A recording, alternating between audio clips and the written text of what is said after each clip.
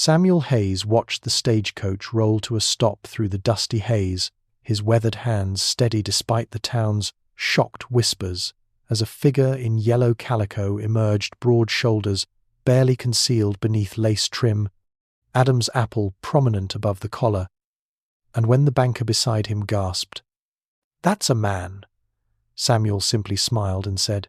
"I know, that's why I paid double." The stagecoach door swung open with a creak that seemed to echo through the suddenly silent main street of Cedar Ridge, and Jesse emerged into the harsh afternoon sun,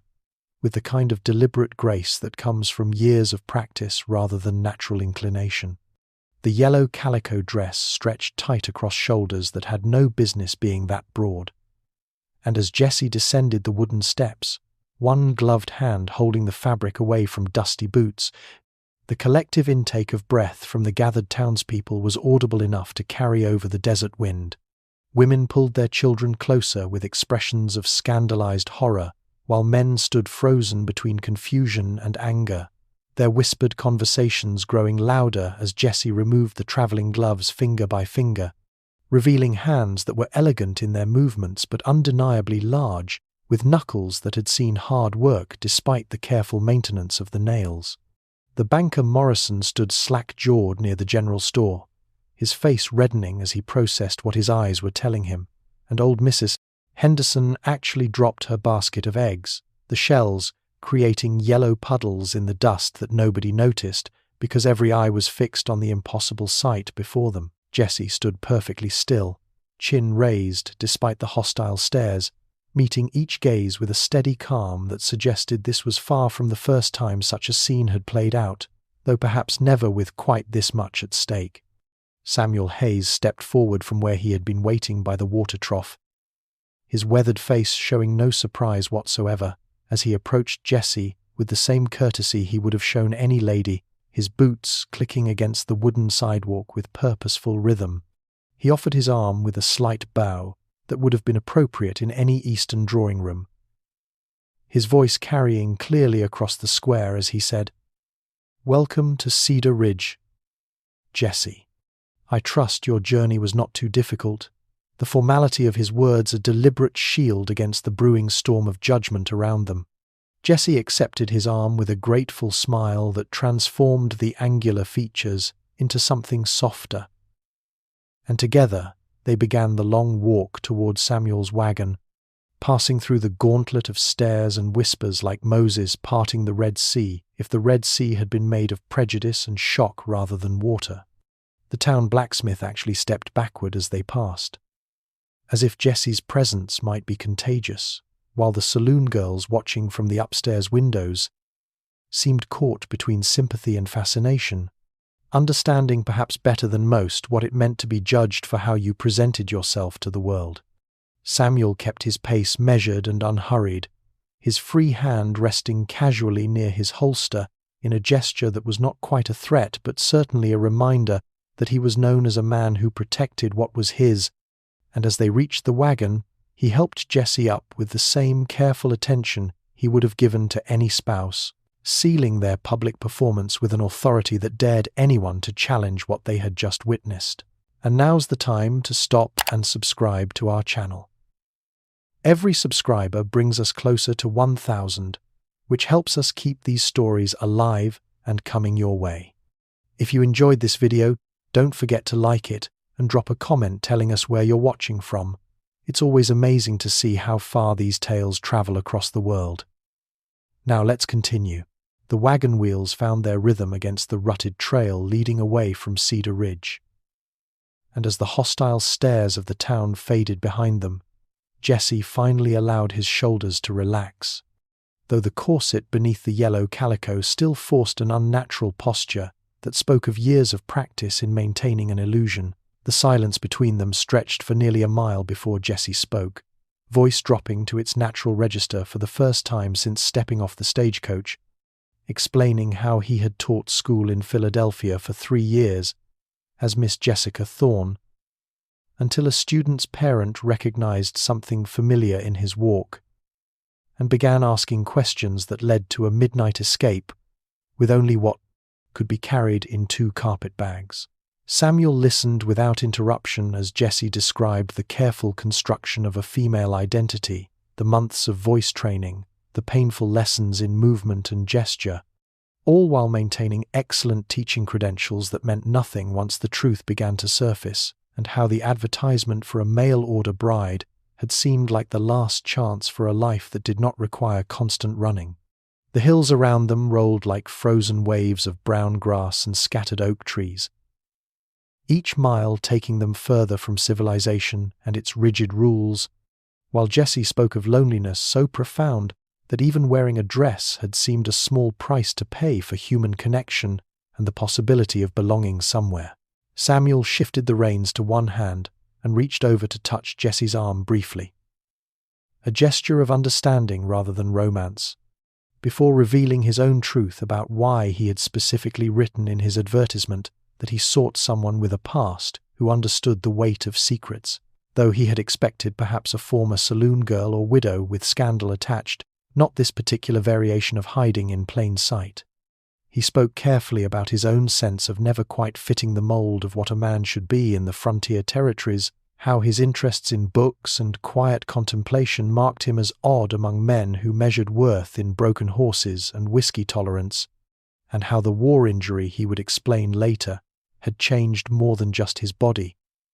but his entire understanding of what partnership could mean. The ranch appeared gradually through the heat shimmer,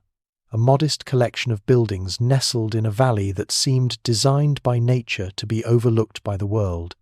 with a creek running through it that caught the late afternoon light like scattered diamonds and mountains rising in the distance as natural walls against intrusion. Jesse gazed at the isolation with something between relief and apprehension, understanding that this sanctuary from society's judgment also meant distance from any help if Samuel proved to be different than his letters had suggested. But Samuel seemed to read his thoughts and said quietly that the nearest neighbor was 4 miles east, and minded his own business besides, which could be either reassurance or warning depending on how their arrangement developed. As they descended into the valley, Jesse noticed how the land seemed to embrace the buildings rather than the buildings dominating the land,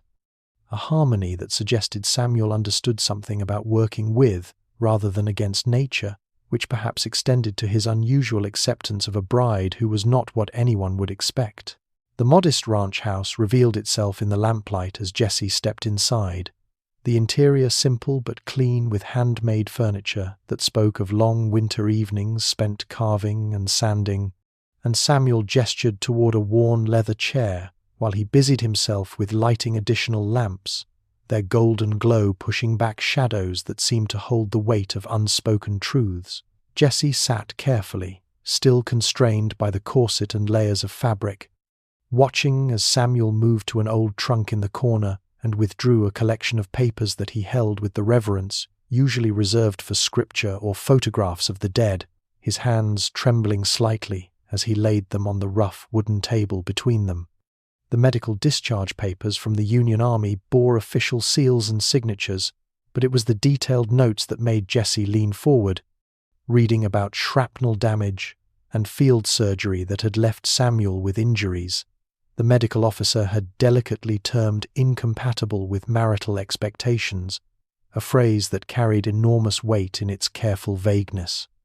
Samuel stood by the window, his back to Jesse as he explained how his uncle had left him this ranch on the condition he marry within 5 years, a requirement that had seemed impossible given his condition until he realized he needed a partner who would not expect what he could not provide, someone who understood that companionship could exist without certain physical demands. The silence that followed was not uncomfortable but rather contemplative, as Jesse absorbed this information while Samuel waited for rejection or disgust that did not come, and when Jesse finally spoke, saying softly that he had thought he would have to pretend forever, that he had resigned himself to a lifetime of performance and never being truly known by another soul. The relief in his voice was thick enough to fill the small room. Samuel turned from the window then, and in the lamplight they could see each other clearly for perhaps the first time, not as the roles they played for the world, but as two people who had been shaped by circumstances beyond their control into forms that did not fit society's narrow definitions of what men and women should be. Jessie began unlacing the corset with fingers that shook with exhaustion and emotion, and Samuel moved to help, their proximity in the lamp's amber circle, creating an intimacy that had nothing to do with desire and everything to do with recognition, with finding another soul who understood the exhausting weight of pretense and the constant fear of discovery. They talked through the night, sharing stories that had never been told to another living person, about the strategies of survival and the crushing loneliness of being surrounded by people who could never truly see you. And as dawn light began to creep through the windows, they had established something more valuable than any legal marriage could provide, a genuine understanding between two outcasts who had found in each other not what they had expected, but exactly what they needed. The arrangement they sketched out over breakfast was practical but also tender, acknowledging both their limitations and their possibilities, creating space for a partnership that might not look like any traditional marriage but could offer something more precious than convention ever could: the freedom to exist as themselves within the sanctuary of their shared understanding. The morning sun slanted through the kitchen windows as Jessie and Samuel sat across from each other at the rough pine table,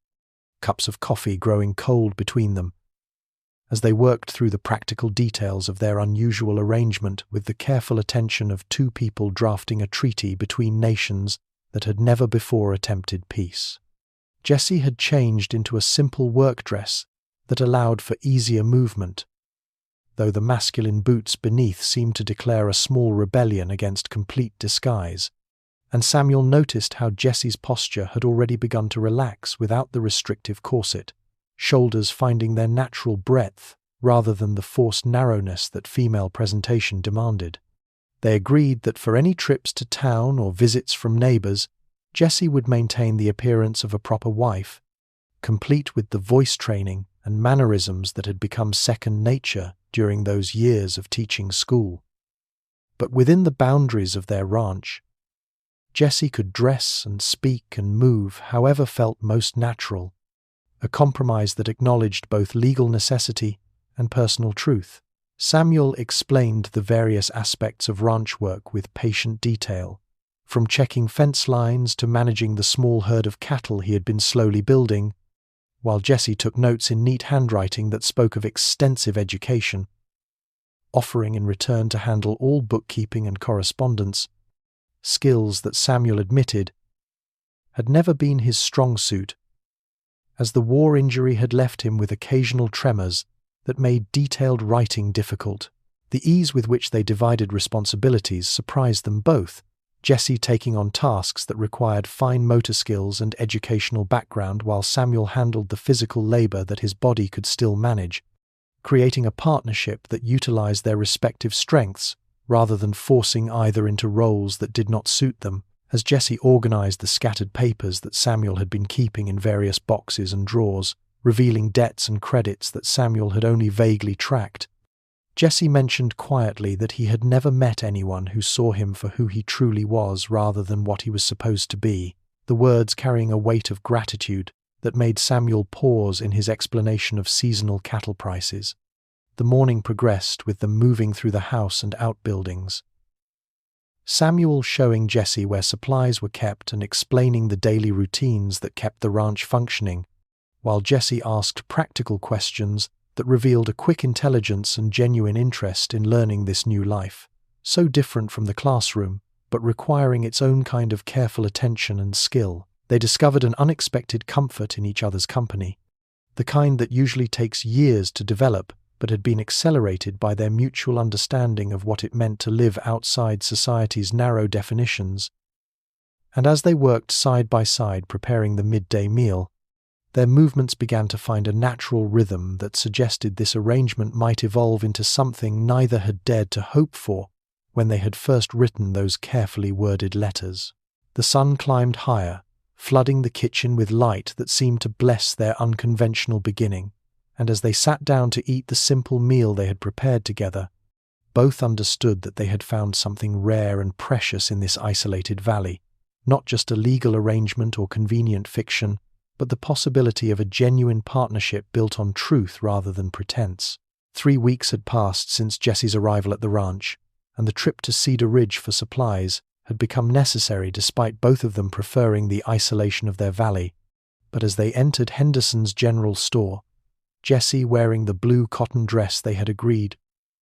looked most convincingly feminine. The atmosphere shifted immediately, with conversations stopping mid-sentence and every eye tracking their movement through the narrow aisles. Jesse had perfected the role over these weeks, moving with practiced feminine grace while selecting flour and coffee. But 3 cowboys lounging near the potbelly stove had been watching with increasing interest, their whispered conference growing louder until the one called Wade stood up with deliberate slowness and approached them with the kind of swagger that suggested trouble. "Something ain't quite right here," Wade announced to his companions loud enough for the entire store to hear, his eyes moving over Jesse with an inspection that was both insulting and invasive, and Jesse felt Samuel tense beside him, though his expression remained carefully neutral as he continued examining a bridle hanging on the wall. The cowboy moved closer, close enough that Jesse could smell the whiskey and tobacco on his breath,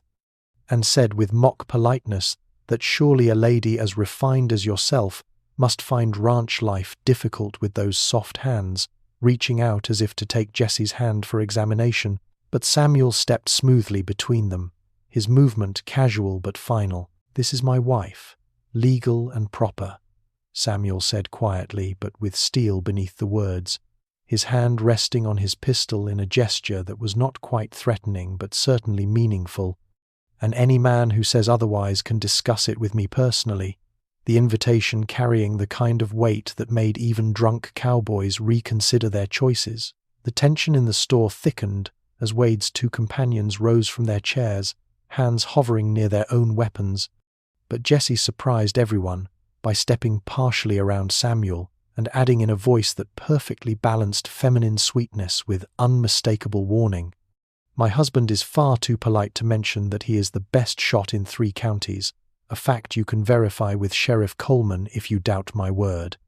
The claim hung in the air while several townspeople nodded confirmation, remembering Samuel's demonstration at last year's Founding Day celebration when he had won every shooting contest despite his war injuries, and Wade found himself calculating odds that suddenly seemed less favorable than they had moments before.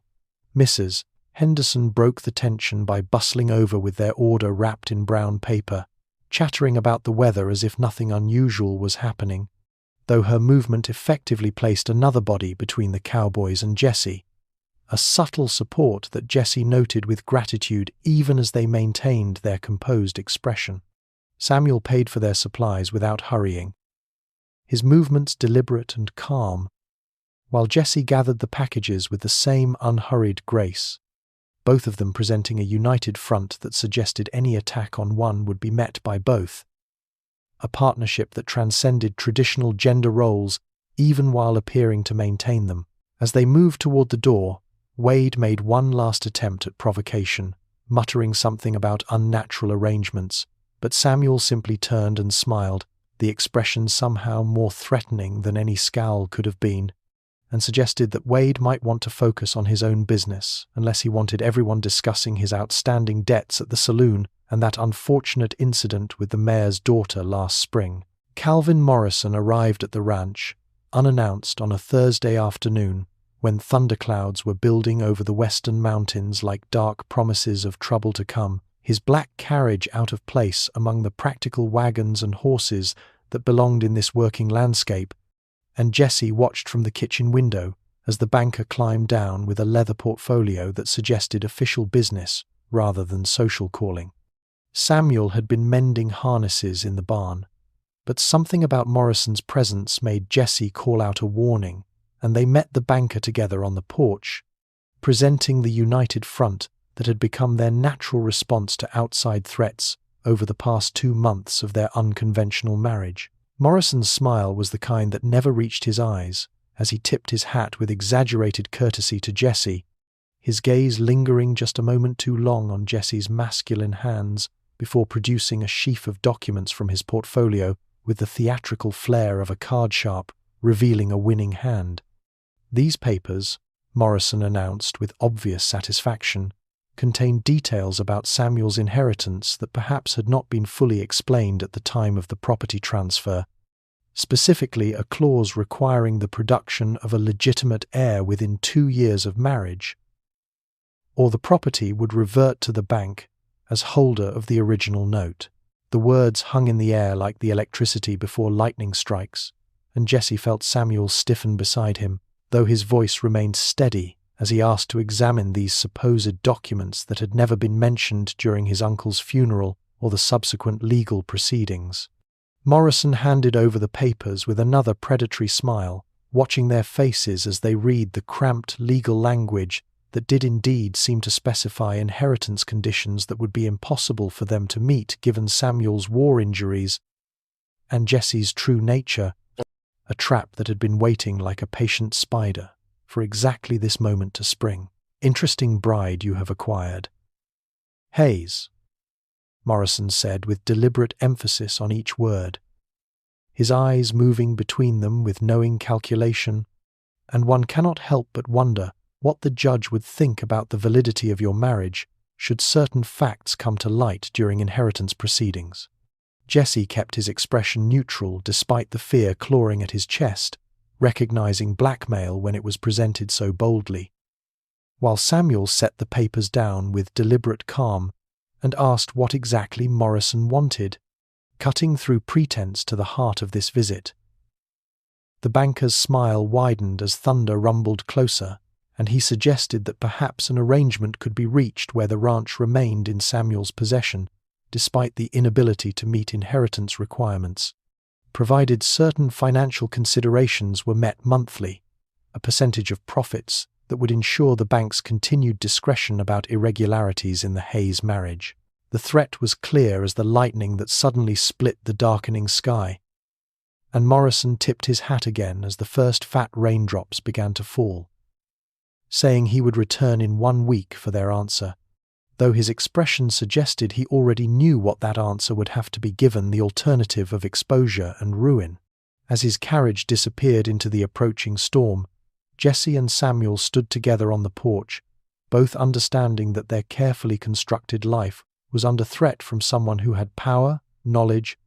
and the kind of morality that saw other people's secrets as opportunities for profit rather than truths deserving protection. The gunshots cracked through the night air like thunder without warning, and Samuel jolted awake to find Jesse already moving through the darkness with a purpose and speed that seemed impossible for someone who had claimed to be merely a schoolteacher. Grabbing the rifle from beside the door and checking its load with movements so practiced they were nearly invisible in the moonlight streaming through the window. The rustlers had chosen their timing well, attacking under a crescent moon that provided just enough light to move the cattle, but not enough for easy defense, and Samuel could hear the panic in the herd as men on horseback tried to cut out the best stock, while their partners kept watch for any response from the ranch house. Jesse had already shed the nightgown for trousers kept hidden beneath the bed, movements efficient and military in their precision. And when Samuel started to protest that they should wait for help, Jesse simply said there was no time before moving through the door like a shadow, rifle held in a way that spoke of extensive training rather than casual familiarity. The scene outside was chaos, with cattle bellowing and dust rising in the dim light, but Jesse moved through it with deadly purpose, using the corral fence as cover, while advancing on the rustlers who had not yet noticed the danger approaching from their flank, and Samuel followed with his own weapon, trusting Jesse's lead, despite his confusion about these unexpected skills. The first shot from Jesse's rifle took a rustler clean off his horse at 40 yards in bad light. A shot Samuel knew he could not have made on his best day, and the second shot followed so quickly it seemed impossible Jesse had time to aim. Yet another rustler cried out and clutched his shoulder as he tried to flee. Samuel found himself pinned down behind a water trough as return fire splintered the wood around him, but Jesse had already moved position, circling around with the tactical awareness of someone who had done this before, and when one of the rustlers got behind Samuel with his gun raised, Jesse's shot took him down before Samuel even knew the danger was there. The remaining rustlers fled into the darkness, apparently deciding that whatever cattle they had managed to gather were not worth facing someone with Jesse's lethal skills.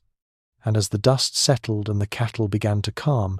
Samuel found himself staring at Jesse with a mixture of awe and confusion that demanded explanation. In the moonlight, with blood on their hands from checking the wounded rustler who had not fled in time, Jesse finally spoke about serving 3 years in an Ohio regiment under Colonel McKnight, about being 17 and desperate to prove himself as a man, about discovering he was good at war, even as it hollowed him out from the inside. After the discharge, Jesse explained while pressing cloth against the rustler's wound to stop the bleeding, he had tried to erase that part of himself completely, becoming Jessica the schoolteacher as a way to flee from the violence he had been capable of. But tonight had proven that training that deep never really leaves, it just waits beneath the surface for the moment it is needed again. Samuel reached over and gripped Jesse's bloodied hand, feeling the tremors that came after combat, and said simply that Jesse had saved his life, that whatever Jesse had been or done before, tonight he had been exactly who Samuel needed him to be. And in that moment, with moonlight and violence and truth between them, they became true partners in every sense that mattered. The months that followed the rustler attack brought a rhythm to their days that neither had experienced before, with mornings spent working side by side, as Samuel taught Jesse the patience required to break horses, demonstrating how to read the subtle signs of fear or trust in an animal's movements, while Jesse absorbed the knowledge with the same focused intensity once applied to military tactics and Latin conjugations. Jesse had initially been nervous around the horses, these large creatures requiring a different kind of strength than shooting or bookkeeping, but Samuel's gentle guidance showed how true power came from understanding and cooperation rather than dominance. And by autumn, Jesse was working with the yearlings alone while Samuel watched from the fence with quiet pride.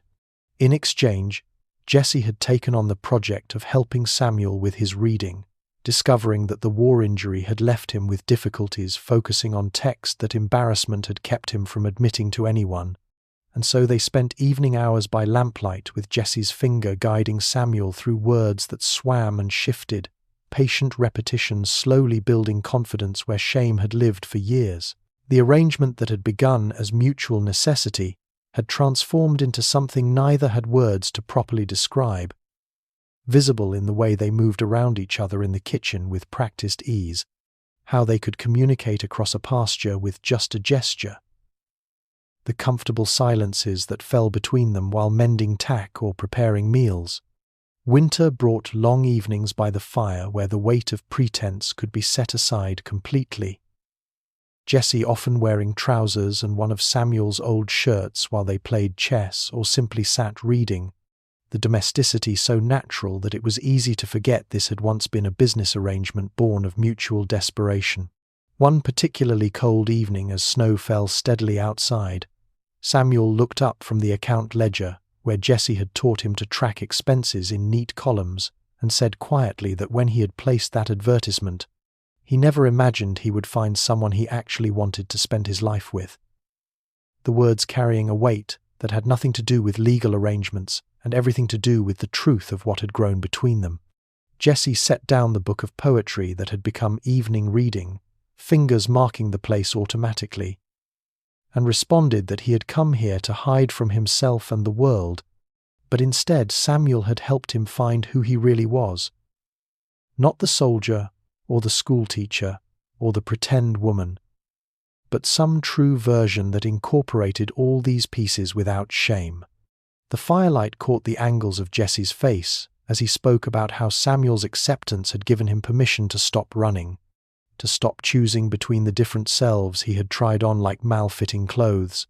and how this partnership had become the first honest thing in a life built on necessary deceptions. Samuel reached across the small space between their chairs and took Jesse's hand, calloused fingers interlacing with natural ease, and they sat like that while the storm built outside, understanding that what they had built together transcended any simple category of marriage or friendship or business arrangement, existing instead as something unique and precious that belonged only to them. The months had taught them to read each other as carefully as they read horses or ledgers or weather signs, creating a partnership so complete that when Morrison's threat returned to mind, as it often did during quiet moments, they faced it not with individual fear, but with the unified strength of two people who had found in each other something worth fighting to protect. The harvest dance had drawn every soul from 3 settlements to Cedar Ridge's main street, where lanterns strung between buildings created pools of yellow light against the October darkness, and Jesse stood beside Samuel at the punch table wearing the green silk dress they had bought specifically for this occasion. Though both knew Morrison would use this gathering as his stage for whatever plan he had been crafting since his threat at the ranch, the banker had been watching them all evening with the satisfied expression of a cat that had cornered mice. And as the fiddle music paused between songs, Morrison stepped onto the makeshift platform where the musicians sat and called for everyone's attention with the authority of someone who held mortgages on half the properties represented in the crowd. Ladies and gentlemen, Morrison began with theatrical formality. I believe it is time we address a matter of honesty and integrity in our community, particularly regarding those who would deceive us about their very nature. And his eyes fixed on Jesse with unmistakable intent while the crowd murmured in confusion and anticipation. Jesse felt Samuel tense beside him, hand moving toward where his pistol would normally rest. Though they had come unarmed to the social gathering, but Jesse placed a calming hand on his arm and stepped forward through the crowd that parted with growing uncertainty about what drama was about to unfold before them. Morrison's smile widened as Jesse approached the platform, clearly believing his victim was walking into the trap, and he announced with poisonous delight that certain information had come to his attention about the person masquerading as Mrs. Hayes, information that the good people of Cedar Ridge deserved to know before further deception could occur. Without hesitation or shame, Jesse climbed the 2 steps to stand beside Morrison on the platform and reached up to remove the bonnet that had carefully concealed his close-cropped hair, letting it fall to the floor as gasps rippled through the crowd like wind through wheat, and then spoke in his natural voice that carried clear and strong across the shocked silence. "Yes, I was born male," Jesse declared with dignity that made several people step back in surprise at the calm admission. "But I am more honest standing here in this dress than Morrison has been in his entire life, and before you judge me for the clothes I wear, ask him about the forged foreclosure notices he used to steal the Whitman Ranch last spring. Ask him about the Henderson family's missing payment records. Ask him about the fire at the land office that destroyed only the files that would have proven his theft." Morrison's face went from triumphant to purple with rage as the crowd's attention shifted, and Tom Whitman pushed forward demanding to know what Jesse meant about forged documents, while old Henderson grabbed Morrison's arm with a grip that suggested violence was being barely restrained. Jesse continued with the steady delivery of someone who had nothing left to hide, explaining how Morrison had threatened them with exposure unless they paid monthly bribes, how he had discovered Morrison's pattern of destroying records and manufacturing debts through careful examination of what documents remained, evidence Jesse had compiled while doing bookkeeping for several ranchers who had thought they were simply getting help from the new schoolmarm. The crowd's focus had completely shifted from Jesse's revelation to Morrison's crimes, with Sheriff Coleman pushing through to reach the platform as Jesse produced a leather portfolio from beneath the dress, containing copies of documents that Morrison thought had been destroyed, each one annotated in Jesse's neat handwriting with explanations of the forgeries and alterations that had allowed Morrison to steal from his neighbors for years. Sheriff Coleman stood in the center of the platform with the authority of 20 years wearing a badge,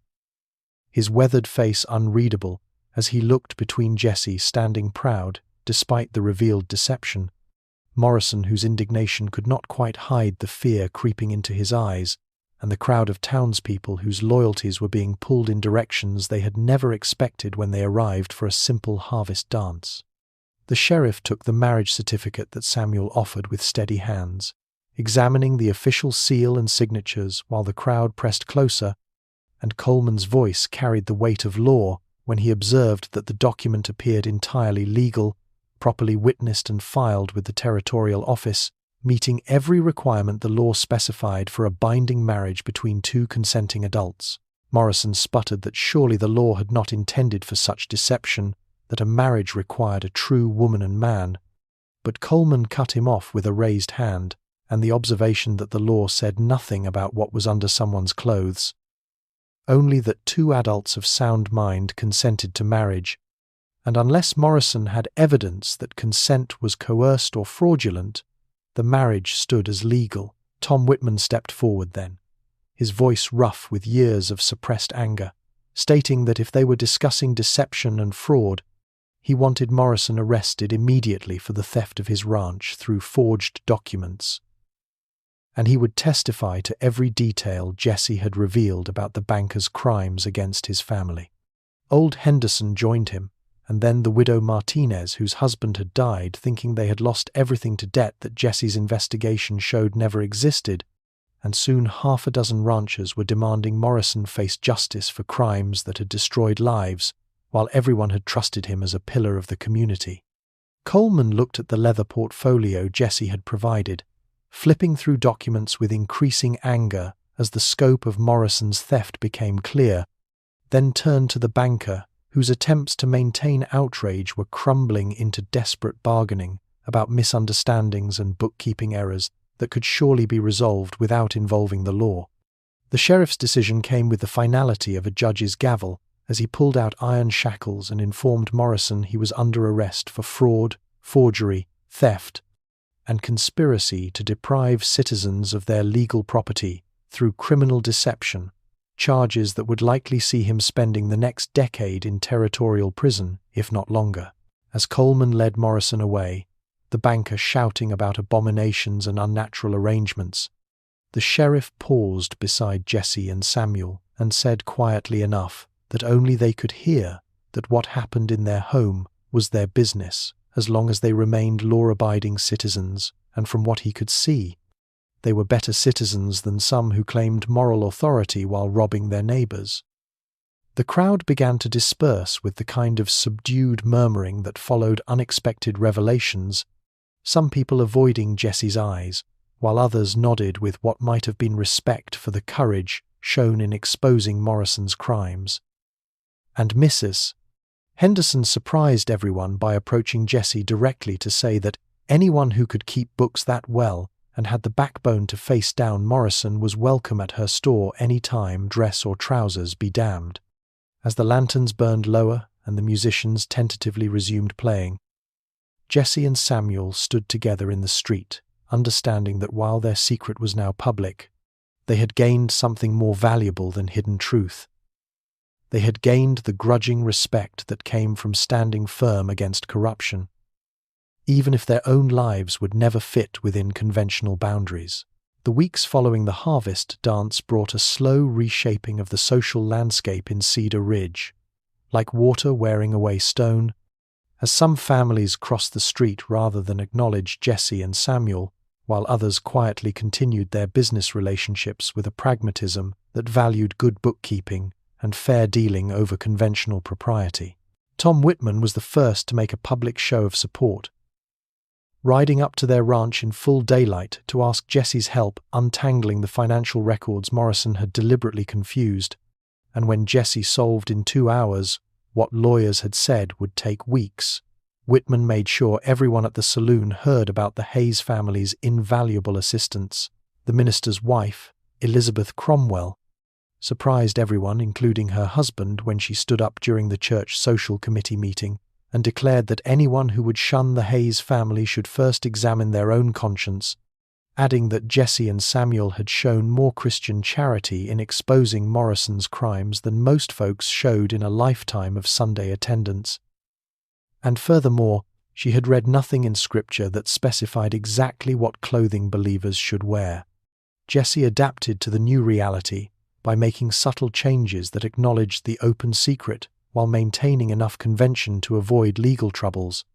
wearing sturdy men's work boots with dresses and allowing his natural voice to carry in conversation rather than maintaining the higher pitch that had marked his first months in town. changes that made him seem more authentic, even to those who remained uncomfortable with the truth.